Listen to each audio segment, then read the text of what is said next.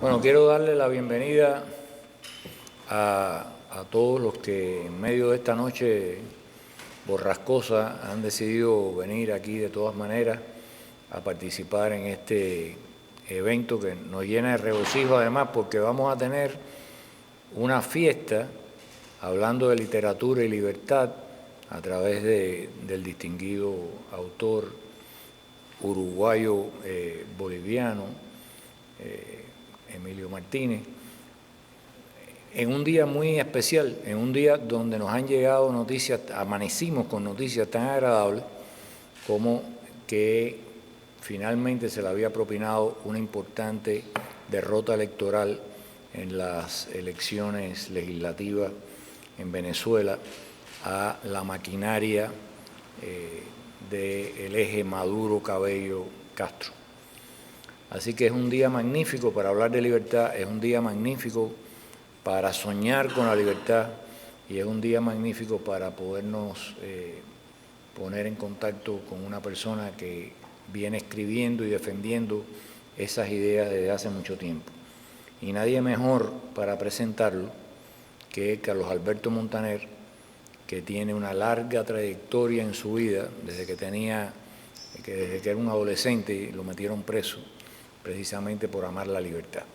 Así que lo primero que voy a hacer es pedirle a Carlos Alberto Montaner que nos presente al distinguido autor que nos honra con su presencia esta noche.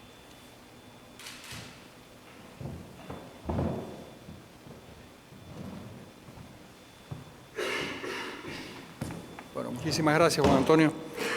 Para mí es un verdadero honor y un placer y algo real que me parece que es importante, que es debatir, presentar, examinar de alguna forma un libro que forma parte de uno de los grandes debates de los debates que han estremecido a Occidente desde el siglo XVIII. Precisamente en Francia, en el momento en el que los intelectuales se oponen al viejo régimen y empiezan a publicar los volúmenes de la famosa enciclopedia, se empiezan a hacer muy notorios una serie de intelectuales que se enfrentan al poder. Ahí aparecen personajes como Voltaire, por ejemplo, o como Rousseau, que participan de la enciclopedia, que escriben algunos de los tantos artículos de la enciclopedia y que de alguna manera focalizan esa lucha política donde los intelectuales asumen una posición muy importante. Pero simultáneamente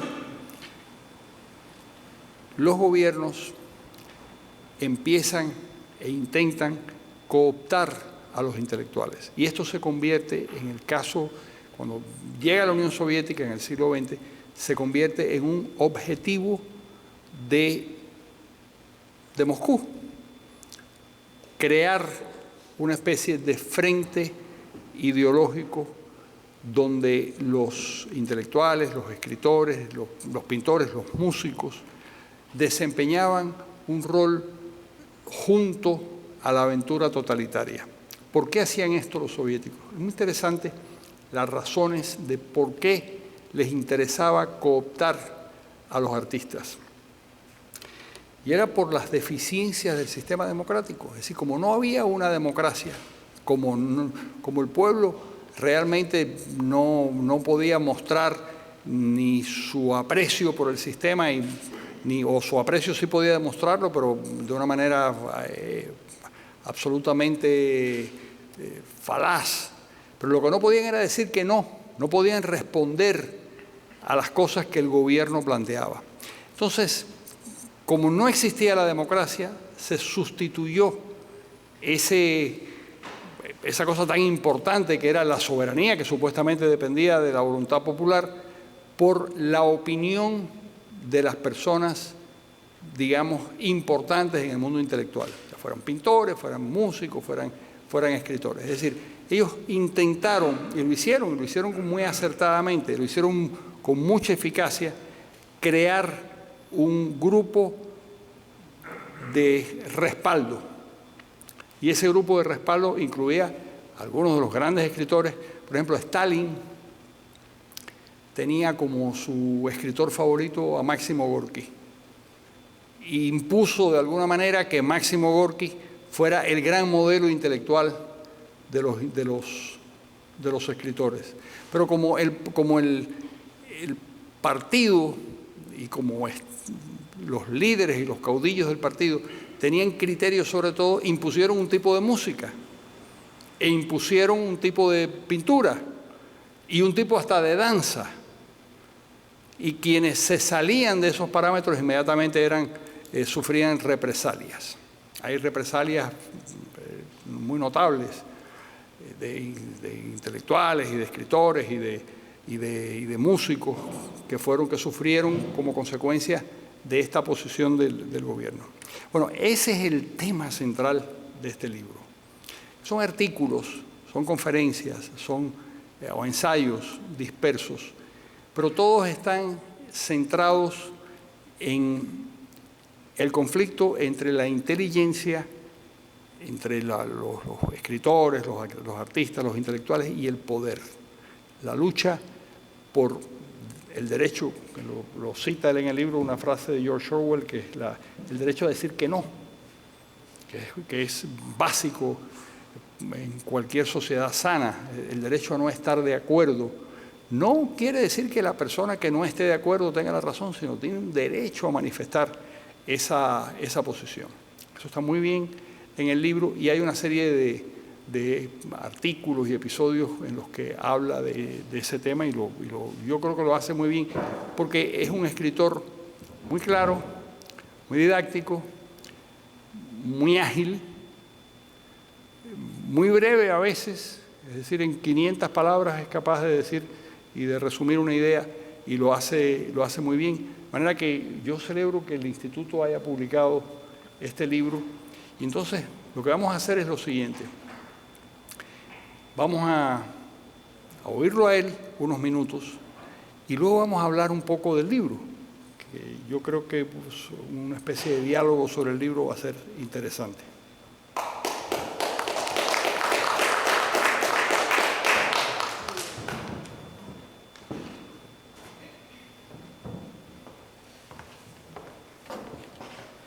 Bueno, buenas noches.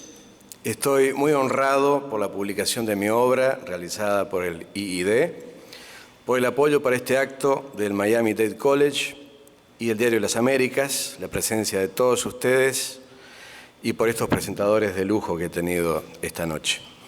Pero también estoy feliz, sobre todo, de estar entre ustedes en este momento histórico donde podemos decir a la manera de Bob Dylan que los tiempos están cambiando. Y hablo de la ola de cambio político que estamos viviendo en la región, que parece estar llevándose al populismo a donde corresponde, al basurero de la historia. América Latina empieza a recuperar la democracia y un hito fundamental de esta ola de cambio ha sido la victoria de las fuerzas republicanas, liberales y desarrollistas en Argentina, de la mano de Mauricio Macri. Segundo hito ha sido el triunfo opositor de ayer en Venezuela, a pesar de los esfuerzos del régimen chavista por distorsionar la realidad del voto popular. Probablemente tendremos un tercer hito con el proceso de impeachment abierto contra Dilma Rousseff, que podría sacar del poder al PT, partido que junto a la tiranía cubana apadrinó a ese foro de Sao Paulo que sembró al continente de dictaduras disfrazadas de democracia.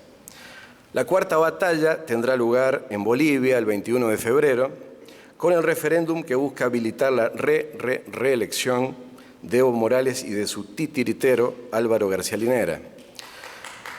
Gracias. Unos comicios donde, al igual que en Venezuela, a pesar de la maquinaria de fraude electoral oficial, existe una fuerte chance de triunfo opositor. Podemos ser cautelosamente optimistas sobre la resolución de estas batallas por la democracia, que posiblemente conduzcan al desmontaje de los regímenes neoautoritarios. Regímenes que han contado con cómplices intelectuales como Heinz Dietrich en Venezuela, Ernesto Laclau en Argentina, que trataron de darle un barniz de justificación ideológica a lo injustificable. Precisamente en este libro repaso casos disímiles entre los intelectuales, tanto de coraje civil en defensa de la democracia, como de tentación por la omnipotencia de un Estado revolucionario.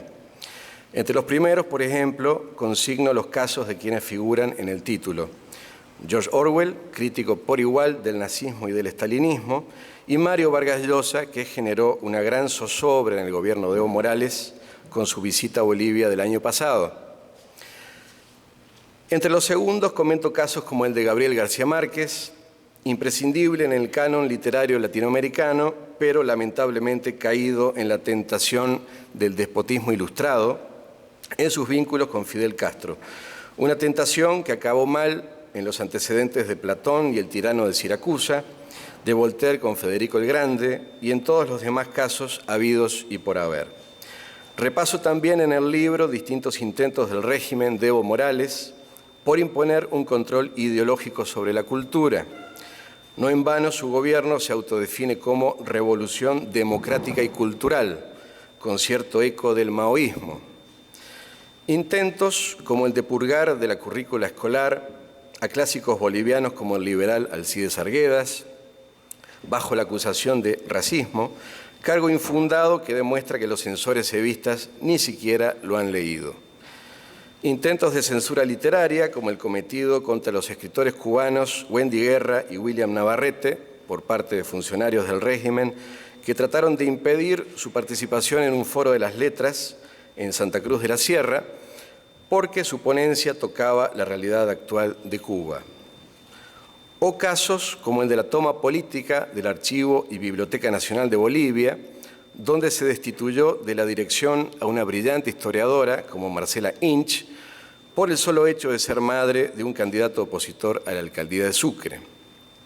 Un caso que nos hace recordar a la destitución de Jorge Luis Borges por el dictador Juan Domingo Perón, que pretendió rebajarlo a inspector de aves y gallinas de corral en los mercados. No voy a abundar más en el contenido del libro, que está a su disposición. Solo quiero agregar que, aunque América Latina está por entrar en una etapa más promisoria, la batalla de ideas continuará porque no hay un fin de la historia y porque, como bien enseñaba Jefferson, el precio de la libertad es la eterna vigilancia. Muchas gracias.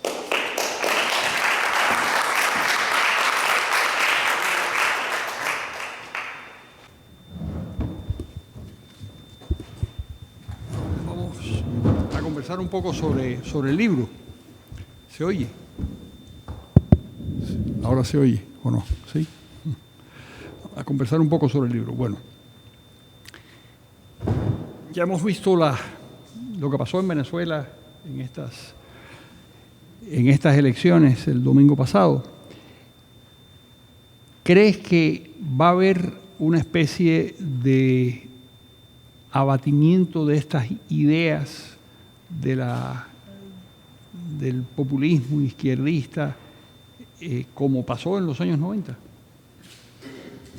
Yo creo que en materia ideológica ya están en retirada.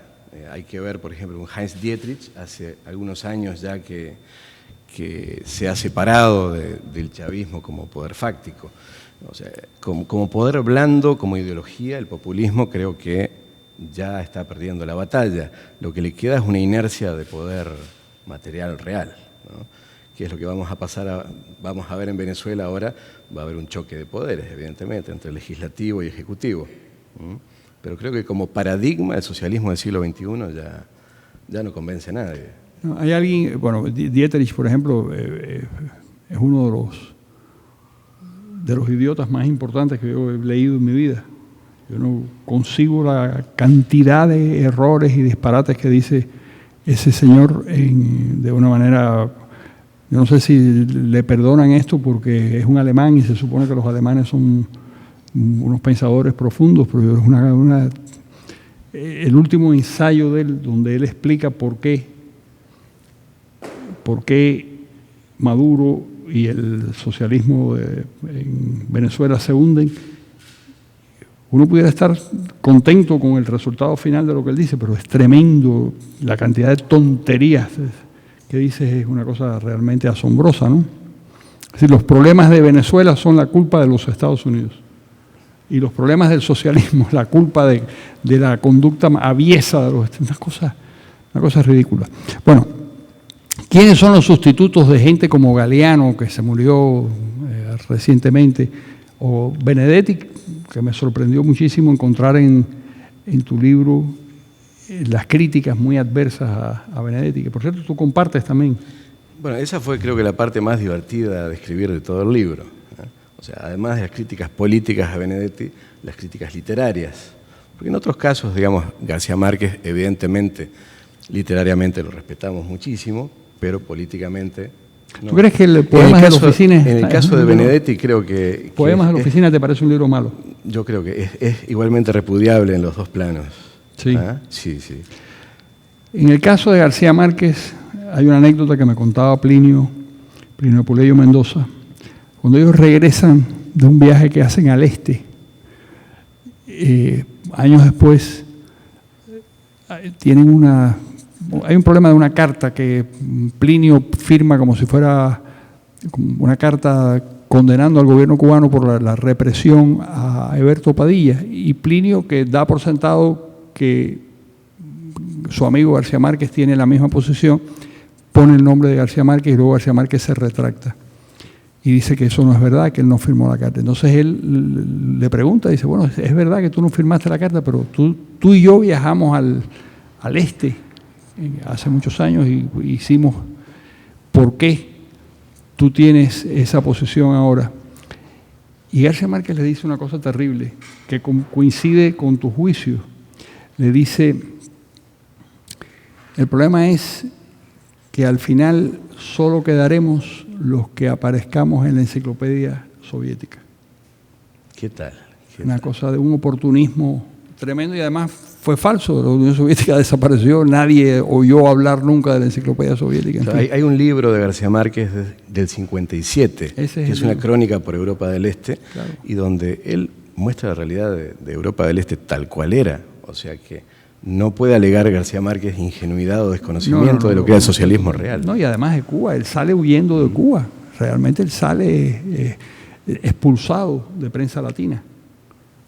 Y se logra ir de Nueva York a México porque el Plinio le manda un poco de plata para que se fuera y de alguna manera pudiera rehacer su vida.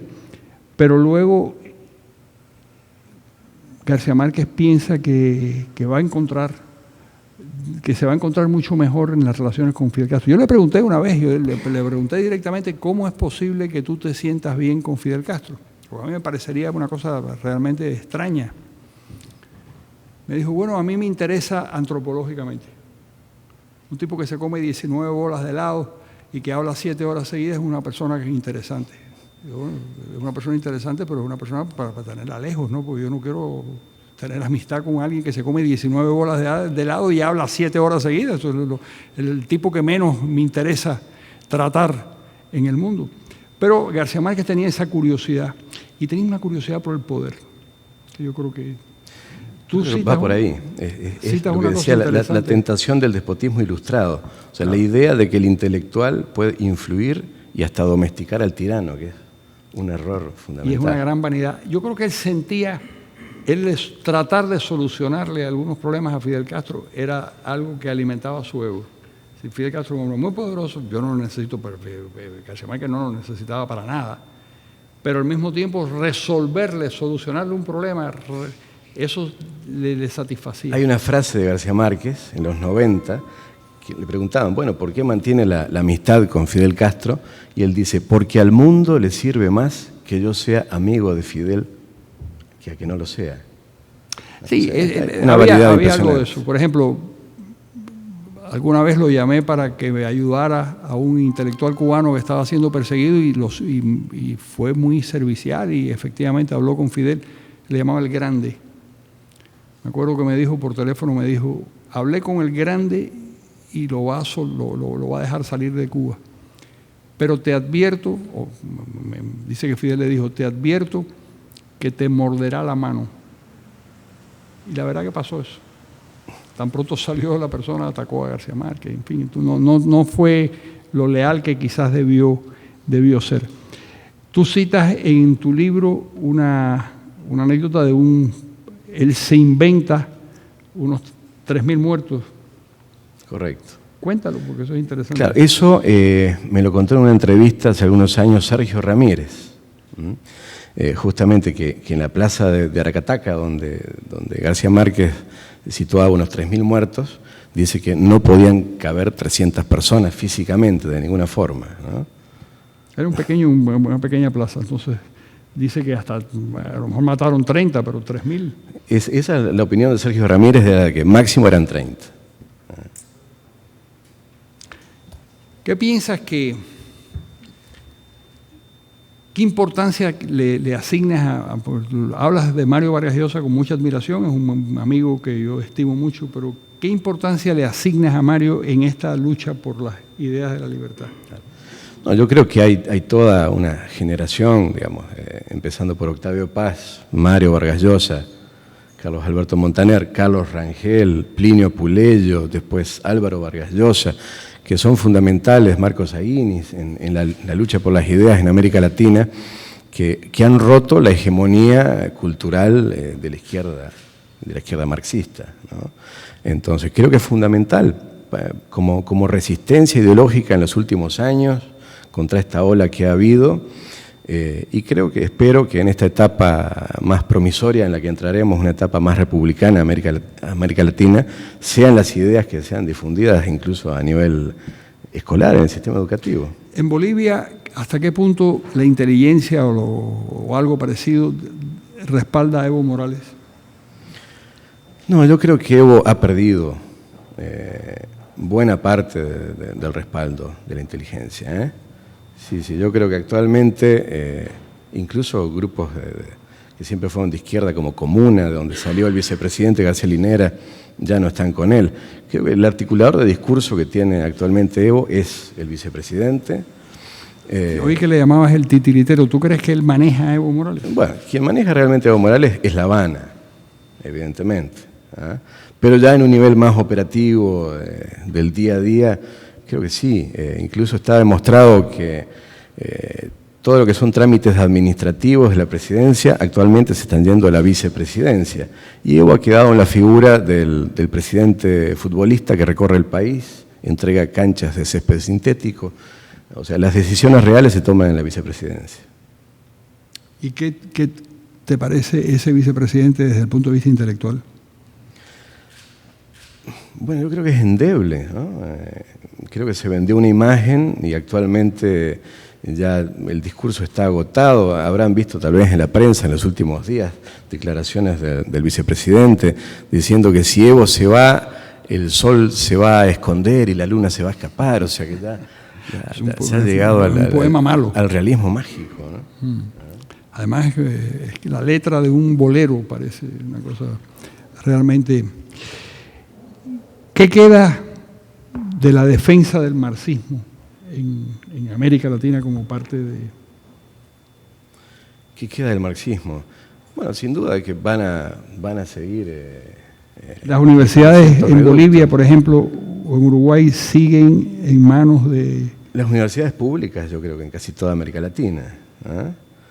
Entonces, hasta que no haya una reforma universitaria profunda, que creo que de momento no se va a dar, por más que haya este cambio, va a llevar unos años todavía. Un amigo Luis Aguilar León, que fue a dar una conferencia a Bolivia, después de la caída del muro y después del desastre total del comunismo. Y lo recibieron con un letrero que decía, Marx ha muerto, viva Trotsky. Realmente, como dicen los españoles, que son muy retóricos, eran inasequibles al desaliento. Continuaban amando una cosa que no tenía ningún sentido. Claro, ya es una pseudo religión, ¿no? Un fanatismo de ese tipo. Yo creo que, Carlos, que tú... Emilio, ¿usted cree que el régimen de Evo Morales deja o ha sembrado alguna señal cultural? Y si hay alguna, ¿cuál sería? Bueno, el régimen trató de jugar al discurso de la descolonización. En ese sentido hicieron algo de daño. Yo citaba el caso del Archivo y Biblioteca Nacional de Bolivia, donde incluso cuando se da ese asalto al archivo donde hay documentos coloniales importantísimos, el ministro de Educación de la época dice, no importa, porque esto es para impedir que los colonialistas reconstruyan su memoria. Entonces se han dado esas cosas terribles. Ahora creo que no ha terminado de cuajar el discurso cultural del gobierno. Me parece que no ha terminado de cerrar y en los últimos años ya prácticamente han perdido discurso. En el tema de las formas y los símbolos, el tema del Che Guevara, por ejemplo, que ha sido utilizado y es utilizado como un ícono, incluso al interior de las Fuerzas Armadas, que lo derrotaron en la guerrilla, ¿qué efecto tiene en la opinión pública, en la juventud sobre todo? ¿Hay algún efecto? Yo no creo, ninguno. O sea, se ha intentado ritualizar el tema del Che en octubre, se ha impuesto el lema del Che a las Fuerzas Armadas, el patria o muerte, lo que es un disparate porque se está partidizando a las Fuerzas Armadas, que tendrían que ser neutrales políticamente, pero como impacto en la población, no creo. El legado cultural de Evo Morales, no sé, serían cierta lumpenización de la cultura en todo caso. Y la cultura nacional, nuestros exponentes, nuestros escritores, autores, ¿qué tipo de reacción han tenido frente a esto o han estado adormecidos? Yo creo que buena parte ha estado adormecido, pero los que militaban con Evo Morales al principio del régimen se han ido alejando paulatinamente. Es lo que decía hace un rato. Actualmente, ¿qué intelectuales de renombre se pueden citar que estén con el régimen? Salvo el vicepresidente, del que podemos incluso cuestionar hasta qué punto es un intelectual realmente sólido, no hay. ¿Qué es un intelectual de renombre para usted? Bueno, habían, como decía, gente del Grupo Comuna, estaban Luis Tapia, etcétera, que ya no están tampoco. Eso es parte de una disidencia de izquierda, tampoco es que se han vuelto liberales, ¿no? Pero no están con el régimen.